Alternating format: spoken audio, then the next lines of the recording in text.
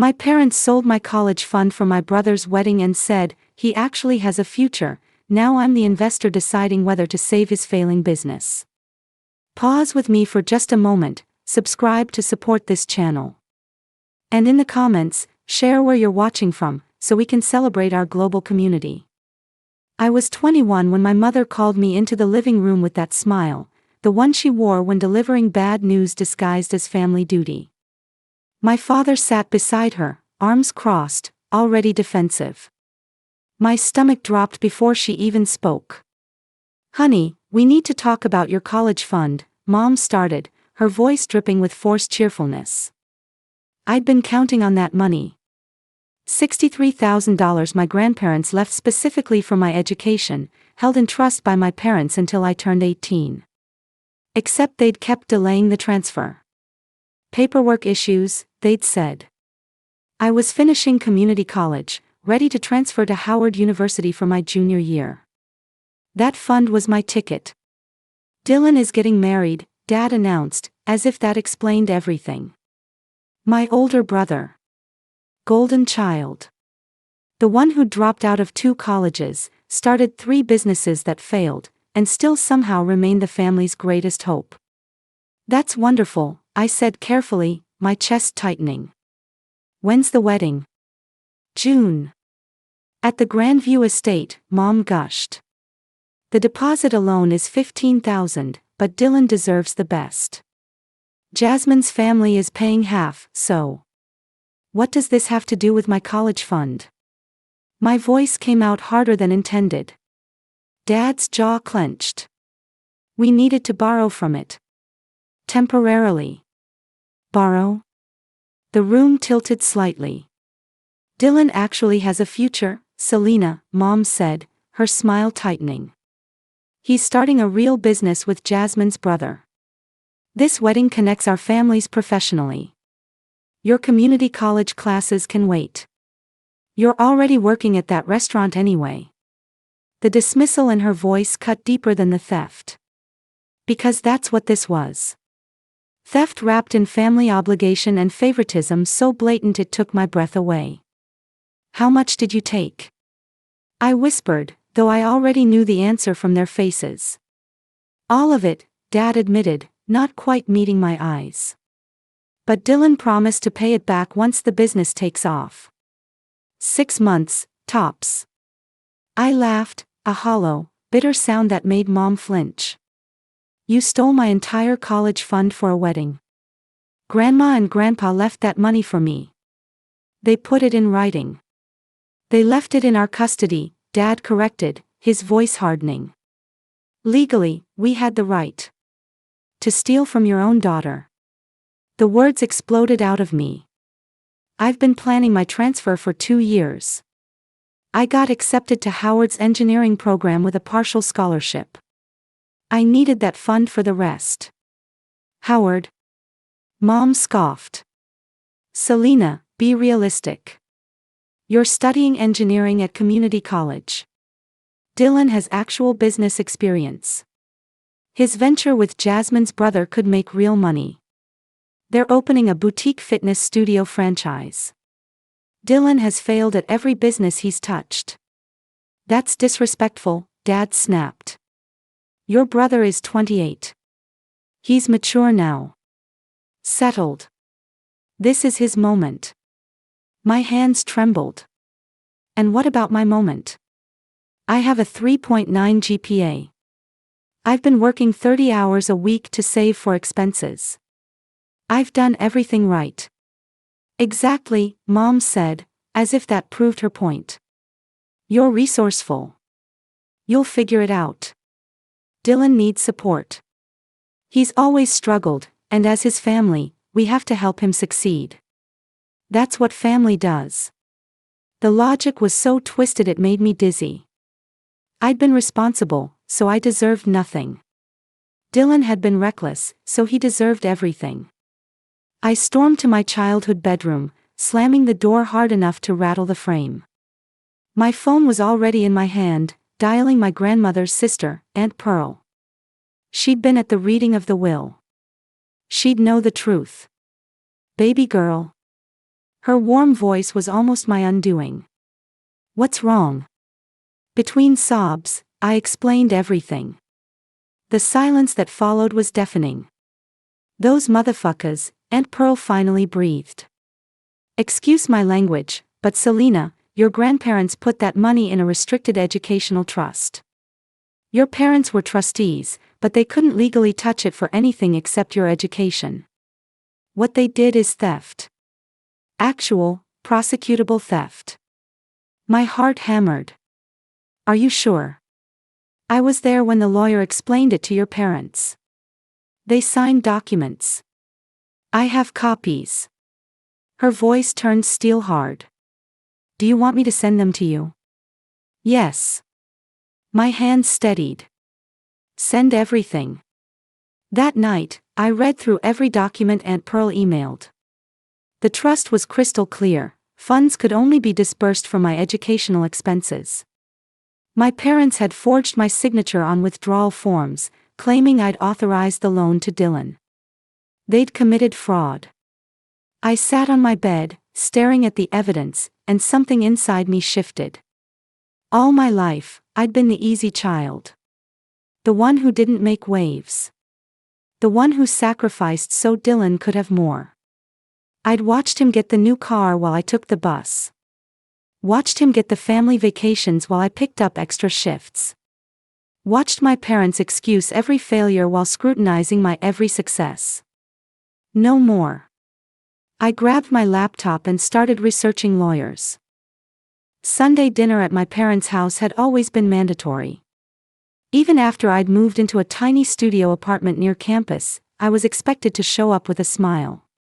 This Sunday, I arrived with a folder. Dylan and his fiancée, Jasmine, were already there, showing off wedding magazines. Jasmine's ring, a 2-carat diamond, sparkled as she gestured excitedly about centerpieces. My brother looked smug, successful in that borrowed way of people living on other people's money. Selena. Mom called from the kitchen. Set the table, honey. I placed the folder on the dining room table instead. Actually, we need to talk first. Dad looked up from his newspaper, frowning. We're about to eat. This can't wait. I opened the folder, spreading documents across the table. I spoke with a lawyer. What you did with my college fund is called trust fraud. You violated the terms of Grandma and Grandpa's estate, forged my signature, and misappropriated restricted funds. The color drained from Mom's face. Dylan grabbed one of the documents, skimming it quickly. You're threatening to sue your own parents. Dad's voice was dangerously quiet. I'm threatening to report a crime. My voice didn't shake. You stole $63,000 from me. You broke the law. And unless every penny is returned within 30 days, I'm filing charges. Selena, don't be dramatic, Dylan said, but his confidence had cracked. It's just money. Family is more important than.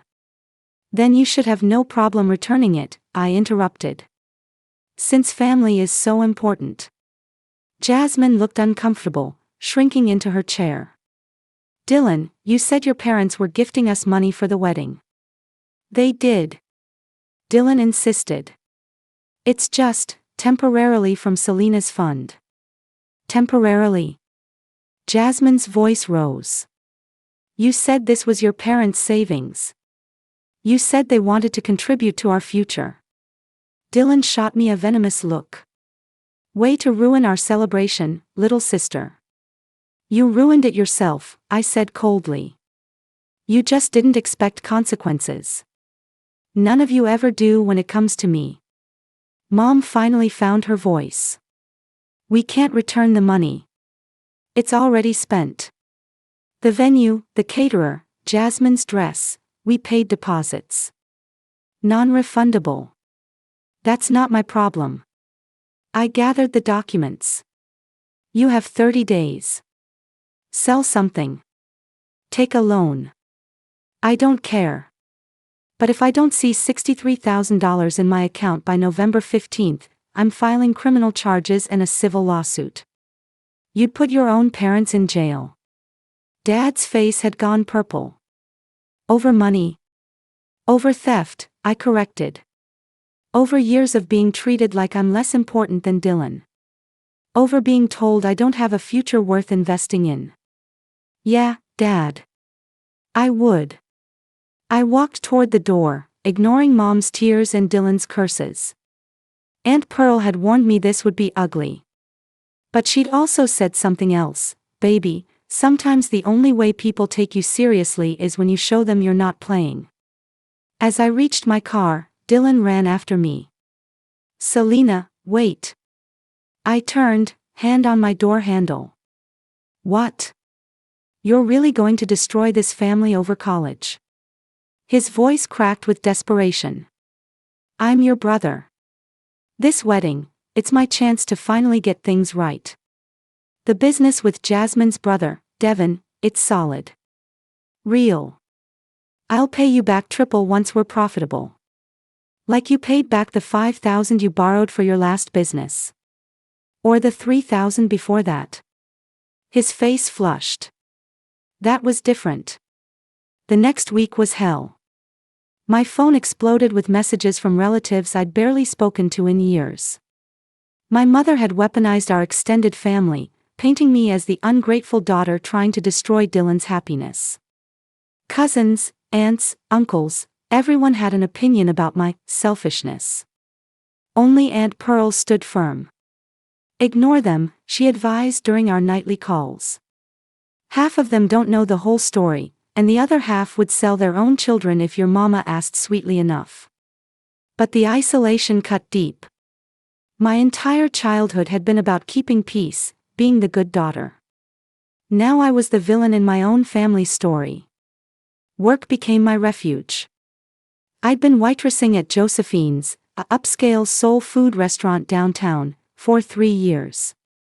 The owner, Mrs. Reynolds, had watched me study between shifts, encouraged my dreams. When I came in puffy-eyed the Monday after the confrontation, she sat me down with sweet tea and cornbread. What happened, baby? I told her everything. Mrs. Reynolds listened, her expression shifting from sympathy to rage to something calculating. You still planning to transfer to Howard? She asked. Can't afford it now. Even with the lawsuit, it'll take months. I'll miss the spring semester deadline. The admission hurt. I'll just keep going to community college. Work more shifts. Mrs. Reynolds tapped her manicured nails on the table. What if I told you I've been looking for someone to manage the new location we're opening? Full salary, benefits, and I'd work around your class schedule. It wouldn't replace your fund, but it'd help. My throat tightened. Mrs. Reynolds, You're the hardest worker I've got, Selena. Smart, reliable, professional. I'd be lucky to have you. She squeezed my hand. Family isn't just blood, honey. It's who shows up for you. November 15th arrived with no payment. I filed the police report at 9 a.m. and the civil lawsuit by noon. The lawyer Aunt Pearl had recommended, Ms. Veronica Anderson, was a shark who specialized in estate law. She'd reviewed my case with predatory satisfaction. This is clear-cut fraud, she'd said. They're going to regret underestimating you. The police showed up at my parents' house that evening. I wasn't there, I didn't have the stomach for it, but Dylan called screaming. You actually did it. Mom's having a panic attack. Dad might get arrested. Are you happy now? Are you returning my money? I asked calmly. We don't have it. Then I guess you should have thought about that before stealing it. I hung up. The criminal charges wouldn't stick. The prosecutor explained that trust violations were usually civil matters unless there was clear criminal intent. But the civil suit was a different story. Ms. Anderson filed for immediate injunctive relief, and within 2 weeks, we had a court date. What I didn't expect was the call from Jasmine. Selena. It's Jasmine. Please don't hang up. Her voice was strained. Can we meet? Just you and me. Against my better judgment, I agreed to coffee. Jasmine arrived looking exhausted, her engagement ring notably absent. I left Dylan, she said immediately. Called off the wedding. Once I realized what they all did to you, I couldn't go through with it. I sat back, stunned. You left him. My parents raised me better than to marry into a family of thieves. Her voice was bitter. And when I confronted Dylan about paying you back, he said you were being overdramatic. That you'd come around eventually because that's what Selena does. Like you're some doormat. Jasmine pulled out her phone, sliding it across the table. There's something else you need to know. About the business Dylan and my brother were starting. The screen showed a series of text messages between Dylan and Devin, Jasmine's older brother. My stomach churned as I read. Dylan, need another $20,000 for equipment. Can you cover it? Selena's college fund came through, but parents used it for wedding *. Devin, bro, you said that money was yours. You said your parents gave it to you *. Dylan, it's complicated. Family money. She doesn't need it as much as we do *. Devin, this feels wrong, man. That's your sister's education money *. Dylan, she'll get over it. She always does. She's too nice to actually do anything *. I looked up at Jasmine, my hands shaking. When were these sent? 3 weeks before your family dinner confrontation. Devin showed them to me 2 days ago. He's pulling out of the business. Jasmine's eyes were red-rimmed. Dylan knew exactly what he was doing. He manipulated everyone, your parents, me, my brother. He made us all think this was some blessed family contribution when really he was stealing from you. Did Devin know before they took the money? No. Dylan told him your parents had savings they wanted to invest in their son's future. Devin thought it was a generous gift. She wiped her eyes. My brother is sick about it. He's willing to testify if you need him. This changed everything. I'd thought my parents were the primary villains, with Dylan as their spoiled beneficiary. But Dylan had orchestrated the whole thing.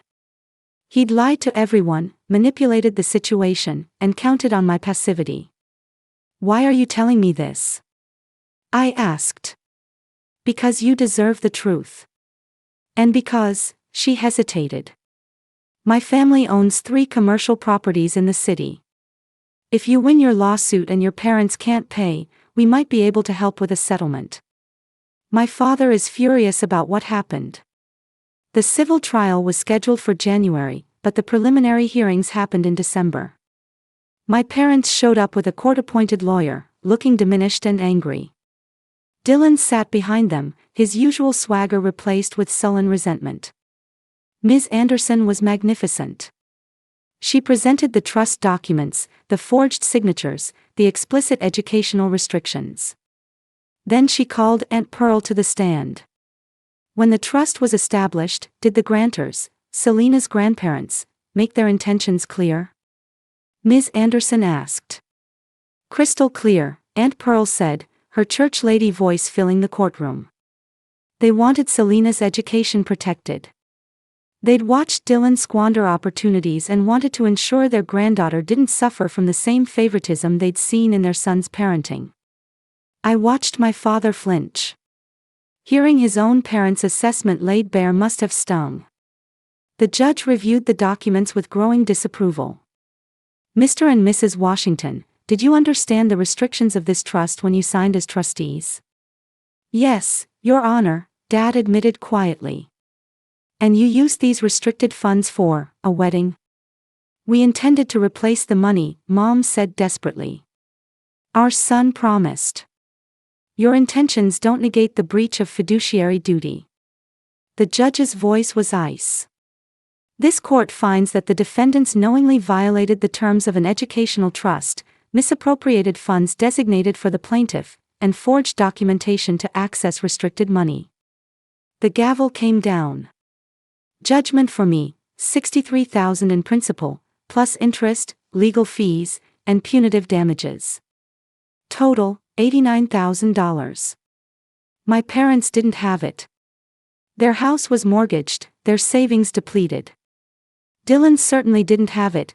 Jasmine's family had demanded return of the deposits they'd contributed, and his business with Devon was dead. That's when Jasmine's father, Mr. Terrell Lewis, approached Ms. Anderson with an offer. Mr. Lewis was everything Dylan pretended to be: successful, principled, strategic. He owned Lewis Property Group, which managed commercial and residential real estate across 3 states. His offer was unexpected and calculated. "My daughter tells me you're studying engineering," he said, sitting across from me in Ms. Anderson's office. "What's your concentration?" "Civil engineering. I want to work in sustainable urban development." I'd barely had time to think about my dreams lately, but saying them aloud felt like oxygen. "I need engineers," Mr. Lewis said bluntly. "Good ones. People with integrity who understand that how you build matters as much as what you build. I'll pay your judgment in full, all $89,000, if you agree to work for my company for 2 years after graduation. Market salary, full benefits, and I'll cover your tuition at Howard." I stared at him. "Why would you do that?" "Because Dylan's betrayal affected my family too. Devon is devastated. He thought he was going into business with a friend. Jasmine postponed her master's program for a wedding that was built on theft." His voice hardened. "And because I watched how you handled yourself in that courtroom. You didn't crumble. You didn't get vindictive. You stood up for yourself with facts and law. That's the kind of person I want building my properties." "This feels too good to be true," I whispered. "It's a business investment," he corrected. "You have a 3.9 GPA, work ethic, and principles. You'll earn every penny." And frankly, the look on Dylan's face when he realizes you not only won but came out ahead. That's worth something too. Aunt Pearl, who'd insisted on attending this meeting, laughed so hard she snorted. "Baby, take the deal. Sometimes the best revenge is success." I took the deal. By February, I was enrolled at Howard University, working part-time for Lewis Property Group, and living in a decent apartment Aunt Pearl helped me find. My parents? Silent. Radio silence from my family lasted 3 months. No calls, no texts, no holidays. It was like I'd died to them, and honestly, the peace was extraordinary. I threw myself into school, work, and rebuilding my sense of self. Mrs. Reynolds at Josephine's became like a second mother, celebrating my wins and coaching me through the adjustment to a demanding schedule. Devon Lewis, Jasmine's brother, apologized profusely and actually became a friend. We'd grab lunch sometimes, and he'd share how grateful he was to have dodged a partnership with Dylan. He kept calling me for weeks. Devon told me over tacos one afternoon, wanting to restart our vision. Couldn't understand why I wouldn't trust him anymore. The delusion is real. That's always been Dylan, I said. Consequences never stick to him. Our parents made sure of that. Well, they're sure sticking now. Devon pulled out his phone. Have you seen this? It was a Facebook post from my mother, vague booking about ungrateful children and families torn apart by greed. The comments were a mix of support from people who didn't know the real story and pointed questions from those who did. Aunt Pearl had apparently been making sure the truth circulated. I felt nothing. No anger, no guilt. Just a distant acknowledgement that these people were strangers now. Then, in late April, my father showed up at my apartment. I found him in the lobby, looking older and uncertain. The security guard, Dylan, different Dylan, nice guy, had called up first, asking if I wanted him removed. Give me 5 minutes, I told my father, not inviting him up. We stood in the lobby like awkward strangers. Your mother wants you at Dylan's birthday dinner, he said without preamble. She's making his favorites. Of course she was. No. Selena, this has gone on long enough. It's time to forgive and move forward. We're family. You stole my future and gave it to Dylan, I said flatly. There's nothing to move forward to. You made your choice. I've made mine. He's your brother. Dad's voice cracked. He's struggling right now. His life fell apart, no wedding, no business, no Jasmine. He needs family support. He needs accountability. And I'm not his backup plan anymore. I turned toward the elevator. Don't come here again. Wait. Dad's hand caught my arm. There's another reason I came. Dylan is starting a new business. A consulting firm for small businesses. He has a potential investor interested, but they're asking for references, background checks. He needs $50,000 to get started. I actually laughed. You cannot be serious. Hear me out. This investor is legitimate. Dylan has learned from his mistakes. He's mature now. Dad, Dylan is 30 years old. If he hasn't learned by now, he never will. And you coming here to ask me for money after what you all did? The audacity is breathtaking. Not asking you for money, Dad said quickly. But you work for Lewis Property Group now. You know people with capital. Maybe you could make an introduction. Help your brother get back on his feet. The manipulation was so naked it was almost insulting. So after stealing my education fund and giving it to Dylan, you want me to help him get more money? It would be the mature thing to do. Show that you're bigger than this grudge. Something in me snapped. Get out. Now. And tell Dylan if he ever contacts me for money, connections, or anything else, I'll get a restraining order. I watched my father leave, his shoulders slumped, and felt no guilt. Only relief. 3 weeks later, Mr. Lewis called me into his office. Interesting development. Your brother is apparently telling people he has connections at my company. Using your name. My blood ran cold. What? He approached one of my business partners, claiming you'd referred him. Said you were willing to vouch for his business acumen. Mr. Lewis's expression was unreadable. The partner called me directly to verify. Apparently, Dylan has been pitching a consulting firm and needs $50,000 in startup capital. I haven't spoken to Dylan in months. I'd never vouch for him. My hands clenched. He's using me again. I know. That's why I'm telling you. Mr. Lewis leaned back in his chair. Here's the interesting part, his business plan actually isn't terrible. It's derivative and optimistic, but structurally sound. Someone helped him put it together, probably paid a consultant. And my partner is intrigued despite the Dylan connection. You're not seriously considering investing? No. But I am considering offering you the opportunity. He slid a folder across his desk. You've exceeded every expectation this year. Your work is exceptional, your instincts are sharp. I'm creating an investment fund for employee entrepreneurship. You'd be the first recipient, $50,000 to invest however you see fit. My heart hammered. You're giving me Dylan's money. I'm giving you investment capital that happens to equal what he's seeking. What you do with it is your choice. His smile was slight. You could invest in his business if you believe in it. Or you could invest in yourself, in other ventures, in anything you want. But the decision is yours, and he'll know it. I took the folder home and spent the weekend reading Dylan's business plan. He wanted to consult small businesses on operations and growth, ironic given his history. But the plan was solid. With the right execution and oversight, it could work. I thought about everything, the stolen fund, the years of being invisible, the contempt in my mother's voice saying, he actually has a future. I thought about Dylan showing up at Sunday dinners for the rest of my life, smug and entitled, if this succeeded. Then I thought about who I wanted to be. Monday morning, I walked into Mr. Lewis's office with my decision. I invested the $50,000 in 3 small businesses owned by women of color, a bakery, a tutoring center, and a sustainable clothing boutique.